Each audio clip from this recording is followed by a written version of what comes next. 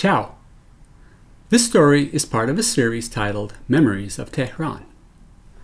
Before the advent of the internet, cell phones, and the computer, if you wanted news, you turned to the newspaper, the television, or the radio, AM and FM bands, all of which were heavily censored and could not be trusted. For Dad, the only independent and reliable source of news was the BBC. But the signal had to be transmitted from countries or even continents far away. Welcome to Storytime with Kumars. My name is Kayo Jijina, and this is my story titled The Zenith, Trans-Oceanic Radio.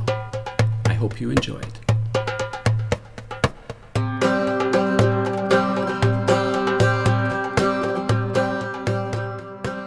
In the days before the internet, Wi-Fi, and cell phones, there was the Zenith, Trans-Oceanic Radio. Our radio had an AM band. AM stood for amplitude modulation, in which the local radio stations could be found. The FM, or frequency modulation band, had a station worth its weight in gold. The shortwave bands, divided into three, were where the mystery stations could be found. Dad used the shortwave to search for the BBC. Its signal broadcasted from countries or even continents far away. BBC stood for the British Broadcast Corporation, and it was Dad's chief source of news. The Zenith Trans-Oceanic Radio lived in the family room of our Tehran apartment, on top of a waist-high cabinet next to the television. The radio was roughly the size of a bread box, covered in black, embossed imitation leather, better known as pleather. Pleather and the accents of chrome gave the radio a modern look, as compared to the veneer finish of the older, bulkier cabinet radios. What made the Zenith even more desirable was its portability. Opening the front panel to the radio revealed an on-off and volume switches, a tuning dial, and a headphone jack. The band selector was mounted on the side of the radio cabinet. The back side of the front panel held the key to a secret universe. A two-dimensional map of the world with grid lines running through it. Like Harrison Ford in Indiana Jones, once the secret of the vertical lines had been decoded, I was able to figure out the time anywhere in the world and match it up with the list of stations identified in the handbook. Each night, as my city prepared for sleep, I would lower the front cover to the radio, take a peek at the map, and select a new destination. I wondered what people on the other side of the world were doing. Through my dreams, I would visit those places and return before Mom and Dad woke up in the morning to find I had been gone. Under Mohammad Reza Shah's regime, Iran and the US were allies.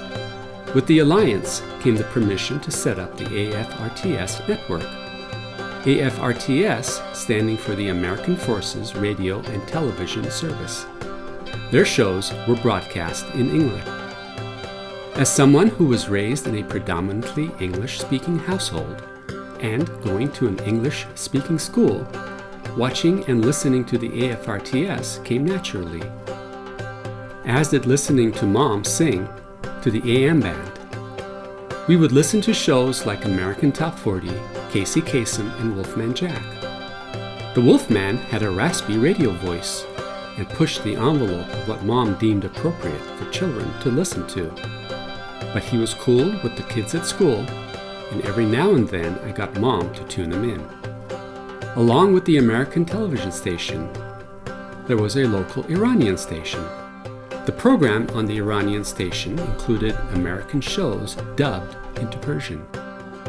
The FM band, the one I mentioned earlier, was worth its weight in gold. It had a single station where I could tune in the original English soundtrack and not have to listen to the audio dubbed into Farsi or Persian. The Iranian voice actors who did the dubbing did the best they could. But often something was lost when it came to translating humor and slang from one culture to another. What made matters worse were the Iranian censors, who did the translating. What made dubbing a source of comic relief was when the lips or mouth did not sync up. Take, for instance, Dr. Smith in Lost in Space. In the original soundtrack, Dr. Smith would be reciting his lines in English. The voice actor doing the dubbing into Persian would be done reading from the script as the mouth kept moving. Either way, it made for great comedy improv with the family and friends, when I pretended to be the face on television and speaking my lines in Farsi. Speaking of Lost in Space, there was this time when I was seated in the waiting area of a doctor's office, and an elderly woman directed a question my way. "You look like a young person. Do you watch Lost in Space?" she said in Farsi. I responded with a ballet, which is the proper form for yes.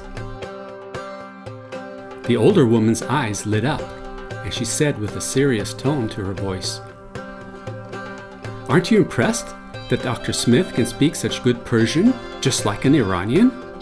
I smiled and nodded, not wanting to burst her bubble. No doubt the concept of dubbing was lost on her. There was harmony in our home, as Mom, brother, and I tuned in the AM and FM bands. But with the shortwave bands, the balance seemed to shift. Some evenings there was more cussing and swearing than actual news to be heard. Most days, Dad waited for the sun to go down before playing with the tuning dial. It had something to do with the sun ionizing the atmosphere with its rays and making it difficult for radio signals to travel from faraway distances. Dad believed an external antenna might have made a difference, but he felt he needed to be careful about funny-looking antennas protruding from rooftops.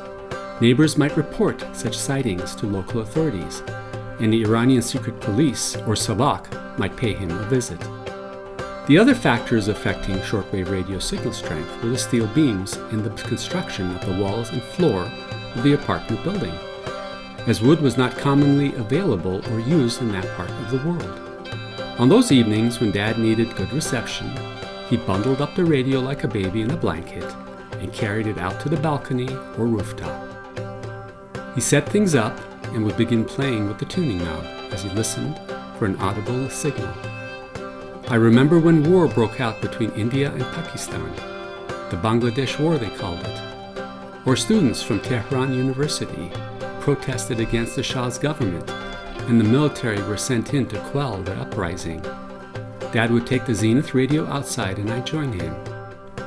Dad spent a good hour or two searching for and listening to the news. I would half listen to the radio and partially tune in the rumblings of a city below. With time, I noticed a whole world opening up to me. The world outside my front door was not one of chaos, war, or people dying on the streets, like the radio reported. The world outside had a simplicity to it, a beauty, a grace. I watched as people in cars went back and forth like ants attending to their business. When nightfall came, and it was time to go to sleep, all was quiet, and silence fell over the city. Even then, I realized this was a child's view of the world, but it was one that allowed me to sleep. In addition to the music, news, and television programs, there was another thing I liked about the radio, and would divert my attention away from the street or whatever I was doing.